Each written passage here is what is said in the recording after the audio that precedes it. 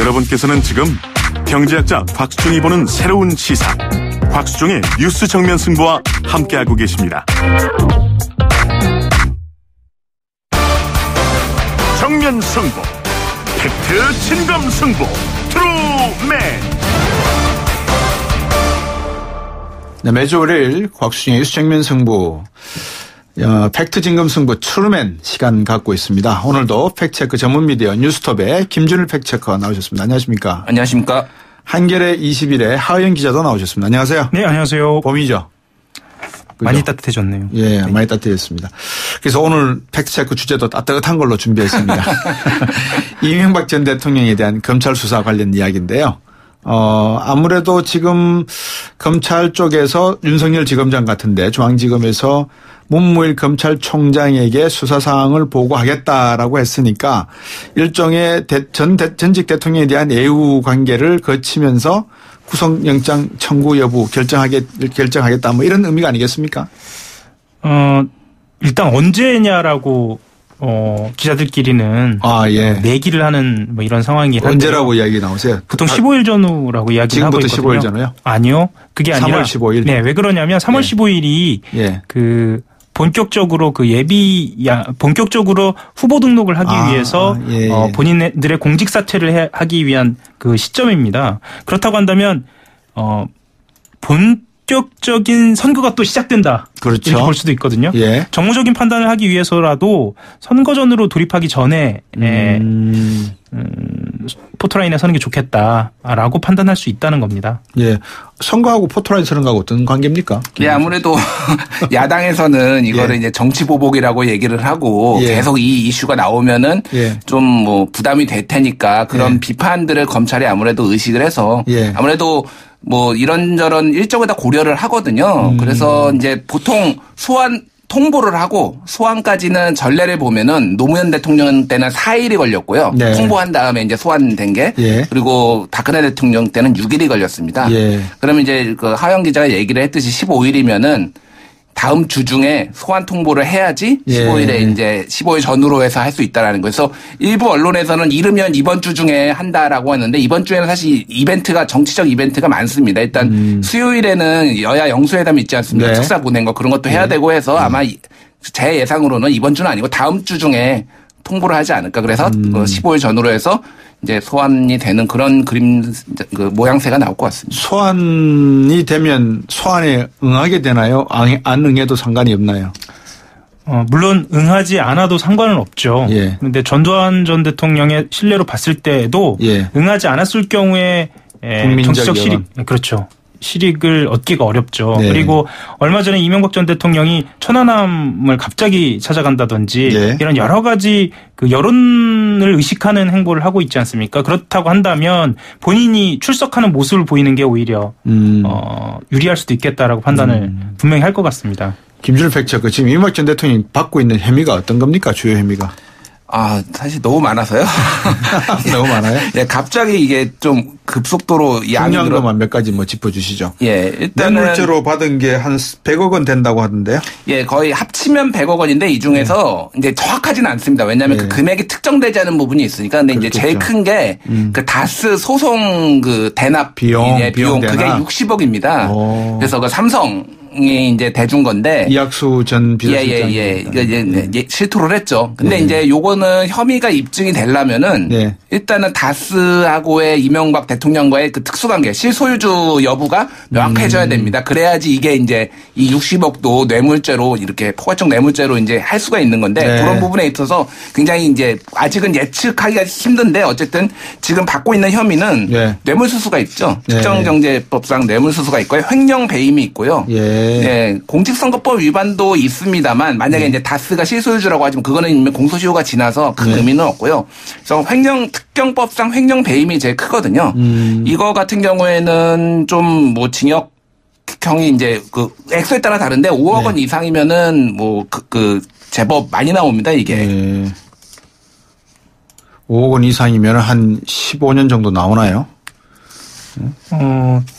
뭐 나중에 저희들이 확인해 보고요. 그렇죠. 확인해 보고. 근데 이제 그 이명박 전 대통령의 내용을 보면 국정원 특수활동비 유용 이게 아까 그 배임 횡령 사건이라고 말씀하신 건가요? 특수활동비 유용한 것도 있어요, 그죠? 예. 그러니까 전직 대통령으로서 이렇게 이번에 그 혐의를 받고 있는 내용을 보면 전부 돈과 관련된 내용이에요. 예, 국정원 특수활동비 같은 경우에는 뇌물로 인정이 되느냐 여부가 쟁점이 될 텐데 이명박 대통령 쪽에서는 그냥 편법 예산 사용이나 공금 유용이다 이렇게 주장을 하고 있는 상황이고 앞으로도 그런 논리를 펼 것으로 보이고요. 좀 전에 말씀드리다 중단한 부분 수뢰액이 1억 원 이상인 경우에 특히 공무원의 뇌물수수 같은 경우에는 법정형이 무기징역 또는 10년 이상이거든요. 그래서 5억 원 이상인 경우에는 대법원 양형위원회에서 그 형량을 가늠한 걸 보면 징역 9년에서 12년 정도니까요. 특히나 점점 늘어나고 있거든요. 액수가요. 그러니까 아까 말씀하셨던 그 삼성의 소송비용 대납 같은 경우에도 현대차 이야기도 나오기 시작하고요.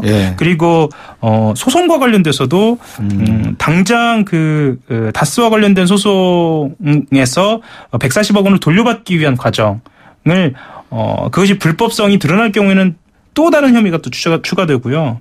이거 말고도 그 이팔성 전 우리금융지주 회장의 뇌물 같은 경우에도 더해지고 또 더해지면 상상 이상으로 커질 것이라는 전망이 우세합니다. 근데 저는 한 시민으로서 국민의 한 사람으로서 참 모르겠습니다. 정권을 안 잡아봐서 그런지 아니면 돈에 목말라 보지 않아서 그런지 모르겠지만 역대 대통령들께서 쭉 놓고 보면 이 명예로운 대통령직이라는 것을 둘째로 놓고 주변의 자녀든지 하여튼 모든 분들이 뇌물과 관련돼서 안 엮이신 분들이 없잖아요. 그죠? 왜 우리는 국가적인 이런 비극적 사태를 늘 계속해서 그 정부가 문민정부가 되었건 군부정권제 되었건 왜 이런 형태의 돈과 관련된 내용들로 이렇게 대통령의 명예를 실추를 스스로 입어야 되나요? 왜 그렇습니까? 놔두지 않습니까? 되고 나면? 아무래도 이 압축 성장 과정에서 민주화의 기간도 짧지 않았습니까? 서구 사회에는 200년, 300년이 걸려서 어떤 그 민주화 시스템이 정착이 됐는데 한국은 압축 성장을 하다 보니까 그런 정치 시스템이 아무래도 낙후됐고 그동안에 어떤 돈으로 이제 뭐 사람들의 인맥이나 이런 것들을 관리하던 그런 것들이 좀 뿌리 있게 남아 있어서 그렇다. 이명박 대통령께서는 왜 그러셨는지 지난 1월 17일 기자회견 발언 등을 통해서 컷으로 청취자 여러분 듣고 가시겠습니다. 온갖 음해에 시달렸습니다. 여러분 이거 다 거짓말인 걸 아시죠? 여러분 허풍입니다. 허풍. 누가 나에게 돌을 던질 수 있습니까? 그러나 저는 껐떡하지 않습니다. 누구도 나의 길을 막을 수가 없습니다.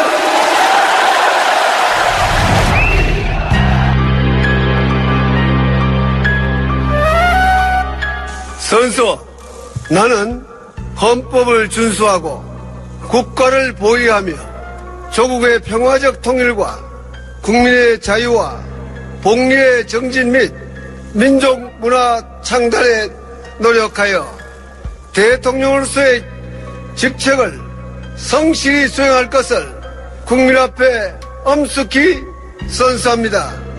2008년 2월 25일 대통령 이명박.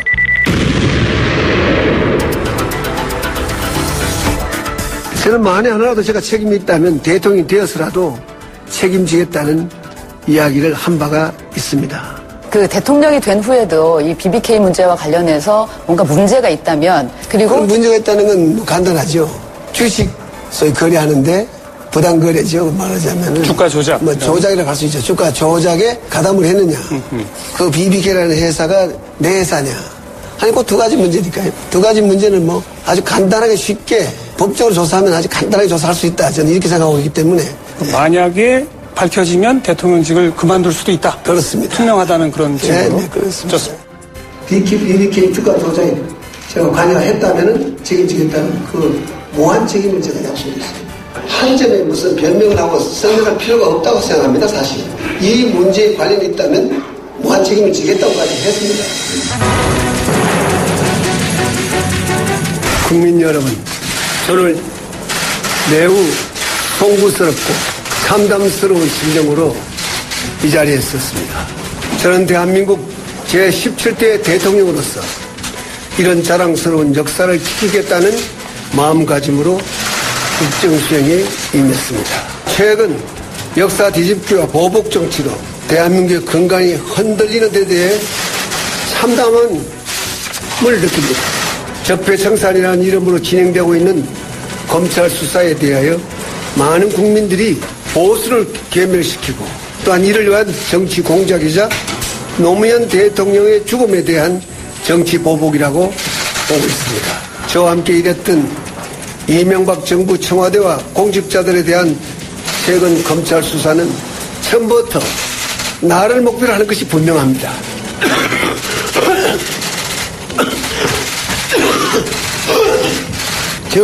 재임 중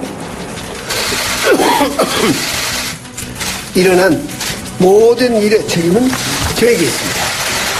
더 이상 국가를 위해 헌신한 공직자들을 짜 맞추기식 수사로 괴롭힐 것이 아니라 나에게 물어달라 하는 것이 저의 오늘의 입장입니다. 그래서 이명박 전 대통령에게 물어보고 있습니다. 다스는 누구 겁니까? 이 수사가 정치 보복입니까? 아니면 말 그대로 수사, 정상적인 수사입니까? 어떻게 보세요? 일단 정치 보복을 프레임이라고 했을 때는 네. 가정했을 때는 이 전 대통령의 뇌물수수 혐의가 너무 많이 드러나고 있어서요. 아주 다종다기하게요. 네. 그래서 프레임 자체로서는 힘을 좀 잃고 있는 상황이고요. 검찰의 네. 수사 진척도로 봤을 때도 네. 정치 보복이라고 하기에는 실정법상의 위반 혐의가 너무 분명하게 드러나고 있다. 이렇게 해서 정치 보복이라고 이야기하는 좀 민망한 수준으로 가고 있지 않느냐라는 네. 분석이 있습니다. 이명박 전 대통령 구속 수사에 대해서 여쭤봤던 말입니다. 여론조사를 해보니 찬성 67.5%, 반대 26.8%. 리얼미터가 지난달 28일 전국 성인 남녀 502명을 상대로 설문조사한 내용입니다. 무선 유선 자동응답 혼원용 방식을 선택했고요. 응답률 6.2%에 표본오차 95% 신뢰 수준에 플러스 마이너스 4.4%포인트. 자세한 조사 계획과 결과는 중앙선거 여론조사 심의위원회 홈페이지에도 있으니까요. 참고하시기 바라겠습니다. 자, 국민 여러분들께서도 많이 궁금하신 모양입니다. 자, 이명박 정치 대통령에 대한 수사는 구속 수사를 해야 된다라고 하시는 분들이 67%. 다스 주인은 이렇게 되면 일단 국민들은 의심의 눈초리로 답하고 있는 거 아닙니까? 예, 일단 그동안에 이제 실소유주가 명확하지 않았는데 최근 네. 그 측근들이 네. 수사를 받으면서 이제 진술을 하지 않았습니까? 네. 검찰에서 이제 네. 그런 것들 수사 과정에서 나왔는데요. 예. 이거의 신호는 명확합니다. 예. 나라도 살아야 되겠다. 나라도 살아야 되겠다라는 신호가 명확하고요. 그러니까 측근들 나부터 살고 보자. 예, 나부터 살고 보자. 예. 왜냐하면은 이제 이게 거의 이제 형사처벌 단계 이제 소환 조사하고 형사처벌 단계에 들어가기 때문에 예. 이거를 뒤집어 쓸 수 없다는 거죠. 그래서 예. 자기 신의 형량이라도 가볍게 한다라는 어떤 그런 신호를 명확하게 보내고 있고요. 그래서 예전에 좀 기세 등등했던 그런 이명박 전 대통령의 모습과는 조금 최근에는 굉장히 많이 달라지고 조금 수위가 낮아진 지금 형태거든요. 예. 하영 기자. 예. 그러면 지금 측근들이 이제는 잘 안 모이시겠습니다. 영포빌딩에. 그래도 모이죠. 그래도 모입니까? 네, 그래도 모이는데 그 이유에 대해서 예. 여러 가지가 나오는데요. 예. 가장 유력한 것은 예. 측근들도 잘 몰라서 예. 궁금해서 모인다는 얘기도 있습니다. 아, 그렇습니까? 예. 사실이 어떻게 되냐? 예. 왜 그러냐 하면은 이 모여서 이 회의를 하고 난 다음 날 실제로 새로운 혐의가 검찰에서 튀어나오고 같이 모여서 회의하던 사람이 검찰에 들어가서는 또 다른 혐의를 이야기하고 있고 이런 상황이 되다 보니까 그런 불안감 때문에라도 회의가 계속 진행된다고 합니다. 좀 웃지 못할 얘기죠, 사실. 청취자 여러분들께 고백해야 될 사실은 어제 제가 영포빌딩 앞을 저녁에 걸어왔었습니다. 그러면서 그 영포빌딩을 보면서 이런 생각을 했습니다. 바보 아닌가? 자기한테 화살이 날아올 걸 뻔히 알면서도 왜 그 중요한 문건을 지하 1층에 숨겨놓았을까? 그거를 미리 빼돌리지 왜 못했을까? 이 질문을 했거든요. 네. 옆에 계시던 분이 동의했습니다. 옆에 계시던 분이 변호사시거든요. 자기도 이해가 안 된다 그러시더라고요. 왜 그랬을까요? 설마 누군가 측근이 지하에 더 중요한 서류가 숨겨져 있다 숨겨져 있는 게 아니라 보관돼 있다 이렇게 이야기했을 거라고 믿질 않았던가요? 왜 그랬을까요? 아마 지금까지 이명박 대통령이 비즈니스라고 생각하고 살아온 삶에서 예. 가장 실패한 게 그 지하에 숨겨놓은 그 문건들이 아닌가 싶은데요. 네. 말하자면 비즈니스는 신뢰잖아요. 그렇죠. 그런데 가장 가까운 사람들이라고 분류됐던 그 재산관리인들 예. 여기서 등장하는 사람 중에 한 사람이 이병모 청계재단 사무국장인데요. 그렇죠. 청계재단에서 아무래도 그 사실들이 리크되지 않았느냐 이렇게 추정을 할 수밖에 없는데 예. 그렇다고 본다면 정말 자기 사람 관리를 제대로 못한 거죠. 김준일 팩트체크는 어떻게 보세요? 예, 뭐 원래 굉장히 용의주도한 걸로 이제 많이 알려졌지 않습니까? 예. 이명박 전 대통령 아직 뭐 혐의가 확정된 건 아니지만은 네. 근데 이제 한 군데서 물이 새기 시작하고 예. 이게 혐의가 드러나기 시작하면서 이제 걷잡을 수 없었다라는 예. 거고 자신만만했었죠. 그냥 거기 도도 누가 와서 거기를 수사를 하겠으며 네. 그 이미 5년 박근혜 정부 5년 동안 정말 아무 일도 없었지 않았습니까? 그거를 예. 다 가지고 나가고 뭐 그런 그렇죠. 일을 하더라도 아무 일도 없었으니까 굉장히 예. 좀 자신만만했고 굉장히 좀 어떻게 보면 나이브했다. 정권이 바뀌었음에도 불구하고 예, 좀 판단력이 좀 흐려지신 게 아닌가 저는 약간 그런 생각도 들고요. 예. 사실 거기가 이제 정권이 바뀌었으면 안전하지 않다는 걸 인지하고 새로운 곳을 찾았어야 되는데 예. 그런 것들이 좀 신속하게 대처를 안 한 게 좀 판단력이 흐려진 게 아닌가 저는 그렇게 보고 있습니다. 앞에서 컷으로 들으셨습니다만 이분이 2007년 한나라 경선 당시에 저는 온갖 의미에 시달렸습니다. 여러분 이거 다 거짓말이라는 거 아시죠? 허풍입니다. 허풍. 그런 말도 들으셨고 대선 후보로 나왔을 때 저는 그러한 삶을 살아오지 않았습니다. 여러분 누가 나에게 돌을 던질 수 있습니까? 그러나 저는 끄떡하지 않았습니다. 누구도 나의 길을 막을 수 없습니다. 이 기조라고 하시면 소환이 이루어지면 응하셔야 되겠네요. 그죠? 당연히 응할 겁니다. 당연히 네. 응할 거고 일단은 그 변호인들도 소수지만 선임을 했다 선임을 해서 준비를 예. 하고 있는 상황이기 때문에 예. 어느 그 순서대로 어떤 논리로 응할지만 좀 간결하게 정리를 해서 대비를 할 것으로 보입니다. 그런데 김준일 팩트체크 예. 우리가 일반적으로 생각해서 정말 일반적으로 생각해서 만약에 보수 정부가 또다시 정권 연장을 해서 정권을 잡았다면 예. 과연 이명박 대통령이 수사선상에 올랐을까요? 뭐 알 수는 없죠. 역사의 가정은 없으니까. 근데 예. 저는 안 섰으리라고 봅니다. 그러면 그러면 만약에 그 논리선상에서 연장하면 보복 수사 아니에요? 어찌 보면 묻혀 있었던 진실이 드러난 것으로 볼 수 있죠. 네. 이것은 보복이 아니고 감춰진 진실이 아닐까라는 생각이 좀 듭니다. 뭐 이것은 그 언론의 한 역할이었기도 했는데 그렇다면 네. 기자로서 무엇을 했느냐라고 하면 저 또한 뭐 부끄럽고 좀 참담한 그런 심정이긴 한데요. 네. 어쨌거나 이것이 보수 정권이었으면 덮였을까라고 한다면 저는 보수 정권이었어도 반드시 드러났어야 했다 정도가 맞지 않을까 싶습니다. 가장 간단한 그 진리라고 해야 될까요? 상식이 하나 있죠. 완전 범죄란 없다라는 거, 그죠? 네. 영포빌딩 바로 건너편 서초 로타리 건너편에 있는 교회가 이명박 대통령 다니시는 교회죠? 사랑의 교회. 예. 맞죠? 소망교회로 소망교회입니다. 제가 또 착각하고 있었군요. 예. 왜냐 그러면 그 말씀을 좀 드리려고 했거든요. 예. 어쨌든 이명박 대통령께서 말씀하신 내용을 들어보면 전 대통령께서 말씀하신 내용을 들어보면 좀 억울하다라는 내용이 상당히 들어가 있어요. 그렇죠. 그런데 이 말씀은 신자로서 한 인간으로서 또 대통령 헌법을 수호하고 국가를 보호해온 한 대통령 전직 대통령으로서 하시는 말씀에 대한 진실성도 어느 정도 우리가 감안을 해줘야 되는 거 아닌가 싶은 생각이 들거든요. 그 부분은 우리가 무조건 돌멩이를 들고 지금 현재 아무 피의 사실이 입증되지 않은 상황에서 이분을 어떤 형태로든지 이야기한다고 하는 것은 조금 무리가 있을 수 있다는 생각도 들거든요. 어떻습니까? 네, 저는 뭐 박사님 말씀에 100% 동감을 하고요. 예. 당연히 무죄 추정의 원칙에 따라서 범죄자 취급을 하면 안 되죠. 예. 다만 이렇게 많은 혐의를 받고 있다면은 예.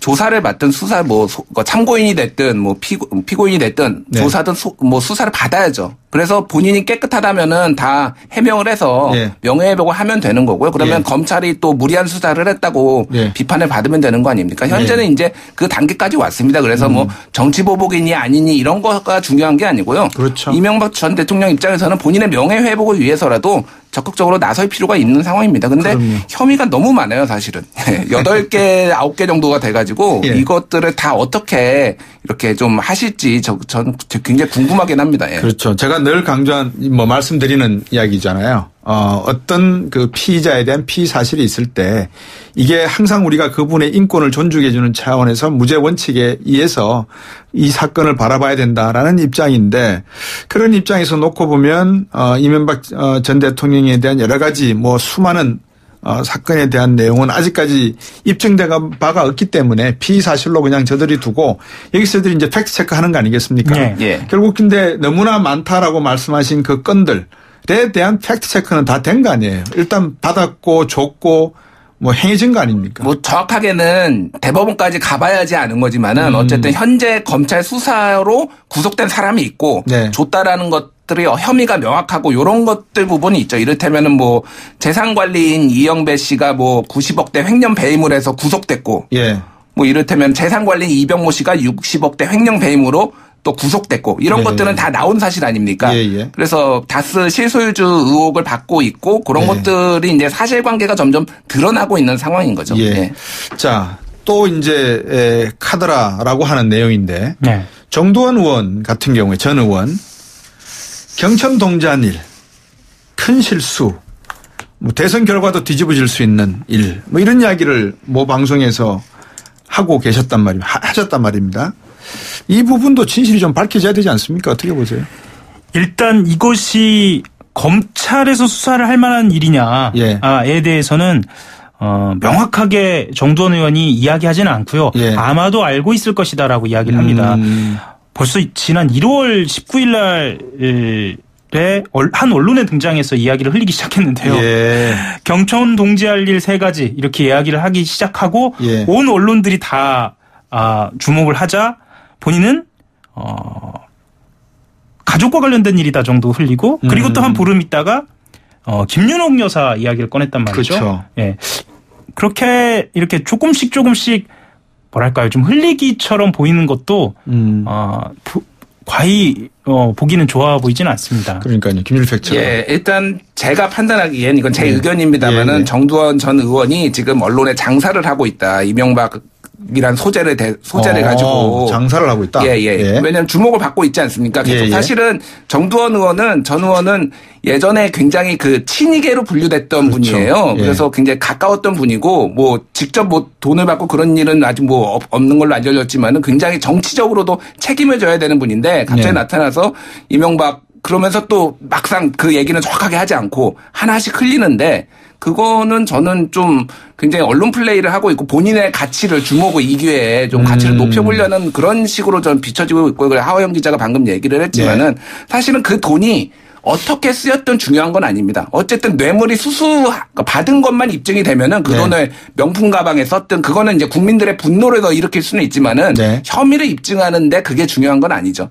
돈이 받았느냐 안 받았느냐가 중요한 거기 때문에 부차적인 문제 같습니다. 두 분께서 청취자분들에게 도움을 좀 주십시오. 왜냐 그러면 저희들이 지금 상당한 1년 기간 동안 적폐 이야기를 하면서 또 설문조사 이야기들이 많이 나옵니다. 여론조사를 했더니 어떻더라.